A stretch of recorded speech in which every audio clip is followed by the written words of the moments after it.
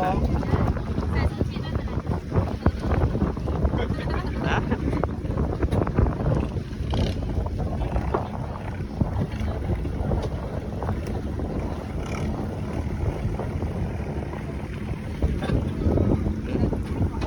นอนอยู่ที่เขาลงไม่ต้องไปเลย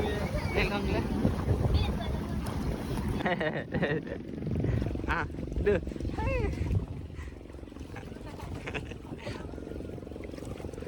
ฮะมันต้องกว่าอะไรรอแป๊บเดียวข้างในจับส่งตัวมือให้ใช่ไหมจับส่งมือ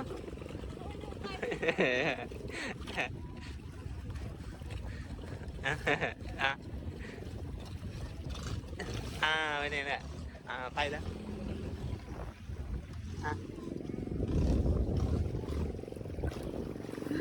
นี่ได้เหรอผัวไม่ที่ถามเนี่ยนะครับมันจะสูงหน่อยใช่ถนนแหละไม่ต้องมากขึ้นจับเรือไม่ได้ไฟแบบนี้กุ๊กสามีโดดแน่นอนนะจ้ะ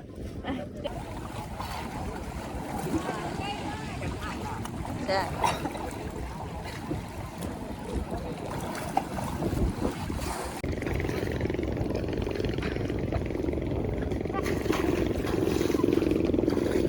น้ำแรงมากใช่โยกเยกมากน่ากลัวเป็นแบบนี้กลัวใช่ไหมไม่เป็นไรจับไม่ต้องเอาออกน้องไม่ต้องใส่ชุดจีบดูน้อง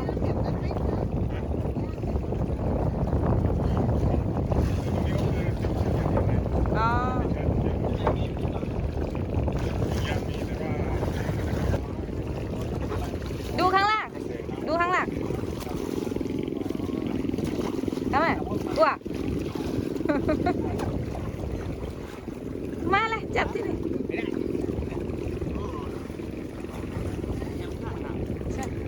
ไม่ใช่นั่งจับอย่างเดียวมันไม่เหมือนที่เห็นนะ ใช่มันเป็นแบบนี้เลยมันลึกนะไม่ตายที่หัว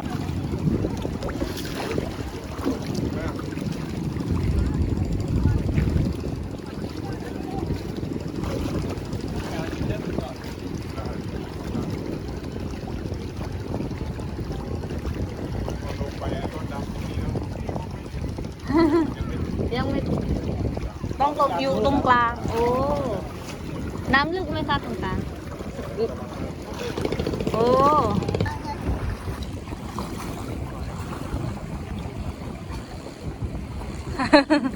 ไม่ค่อยดูปะการังจับเชือกไว้ด้วยคลื่นมันแรง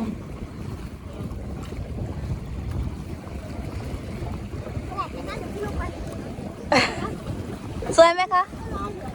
สวยอ๋อ